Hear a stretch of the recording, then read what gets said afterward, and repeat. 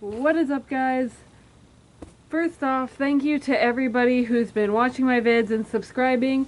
I recently broke 2K subscribers, I think right before I recorded my last video, but I didn't get a chance to say thank you, and that's just a big deal to me because I've been hovering at like 1K for like the past year or 2 or 5 or something like that. Thank you all. To those of you who have been subscribing, it means a lot to me. So today I'm going to be talking about a topic that frankly nobody's really asked for, but I'm going to do it anyway because it was something I was thinking about when I was trying to think of topics for these videos, so I kind of wanted to touch on it a little bit and my opinion on it, I guess, because that's what these videos are for. So today's topic is going to be tutorials versus experimentation.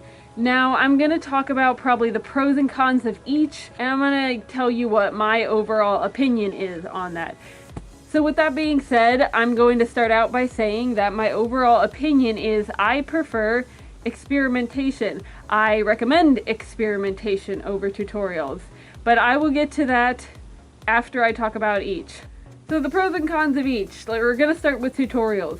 The pros of tutorials are, they're pretty obvious. If you follow a tutorial, you're gonna get what the tutorial is about. That's gonna be your end result. Tutorials are great, especially when you don't know what you're doing. That's literally what a tutorial is. By definition, it is a walkthrough to help you learn something that you really don't know how to do beforehand. So that's why tutorials are good. They help you out. They give you a good...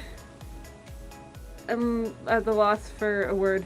They give you a good place to start, especially when it comes to a technique you never tried. So, of course, tutorials are good in that way. Reasons tutorials are bad. Cons, I guess you could say.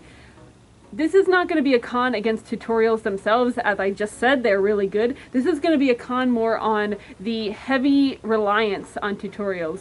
If you rely on tutorials too much, number one, you're not going to get anything done unless there is a tutorial for it, and there's not a tutorial for everything out there.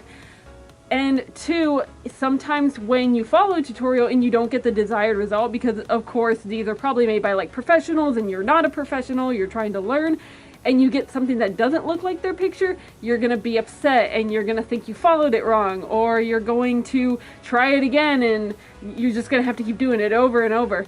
So that's my personal opinion on why tutorials are bad. If you continue to follow them just non-stop, tutorials themselves aren't bad, but you really should grow away from them. Now, on to experimentation. I'm going to start with the cons first because the cons are probably the most obvious. If you're experimenting, you're doing just that. You don't know what you're doing. You're trying out a new technique. You don't have any rules. You don't have any tutorials. You don't have any step-by-step telling you how to do it. So you really don't know if the end result is going to be good or bad. The pros of tutorials is that it's kind of the same as the cons. You really don't know what you're going to get. But in the positive light, when you don't know what you're going to get and you experiment, you might either come up with something that is not only what you want, but a better way. So that's probably the pro. My nose is so itchy. And so that's the pro of experimentation, probably the biggest pro there is. So why do I suggest experimentation over tutorials? Well, I'm going to say that if you're a first-time maker, I highly suggest tutorials. Obviously, they're the best way to go since you really don't know what you're doing, and if you have no idea what you're doing and you don't rely on somebody else helping you, you're going to have no idea how to start. So if you're a first-time maker, I do suggest tutorials.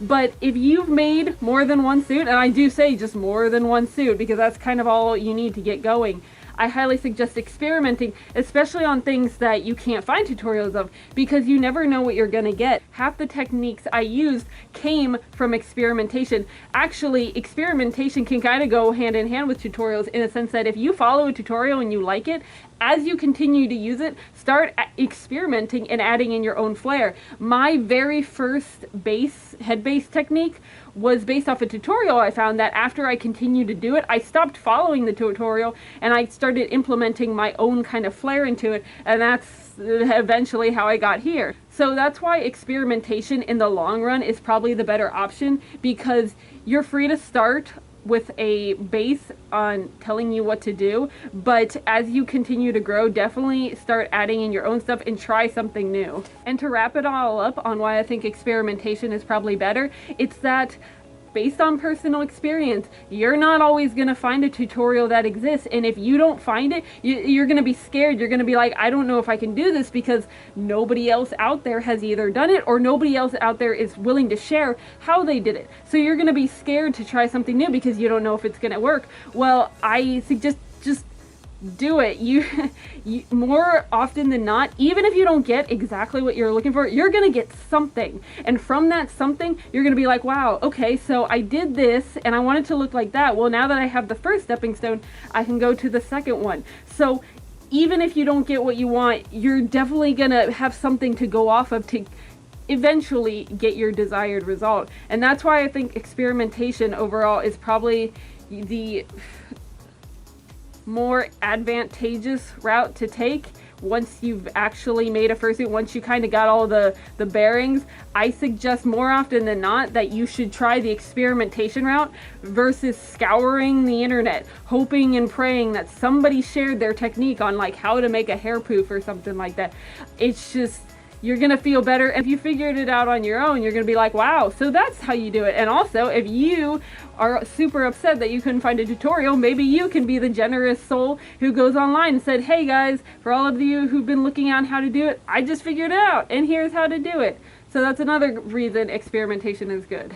But yeah, those are my thoughts on experimenting versus using tutorials. Like I said, they're both good techniques. It's just that depending on the stage in your creative development in which you use them. I encourage both of them, but just use them interchangeably. But yeah, that's the video for this week. I'm sorry it's super short. It probably is. I was kind of lost on a topic to talk about this week. I really want to do something a little more fursuit related, maybe like a hands-on video next week. I know a lot of you have talked about wanting tutorials, but the thing is when you say something like, how do you make hand paws? There's so many steps that are going into making hand paws, and I can't really spend an entire video doing that. So if you have something really specific, like how do you make puffy pads, or how do you make claws, or how do you, just something super specific, maybe I'll look into it. I don't really have time right now to make full-on tutorials, but I can definitely talk about techniques on doing that. So if that's what you're interested, please comment, please let me know, and I will do my best to appease your furry whims. So that's all for this week, guys. Bye!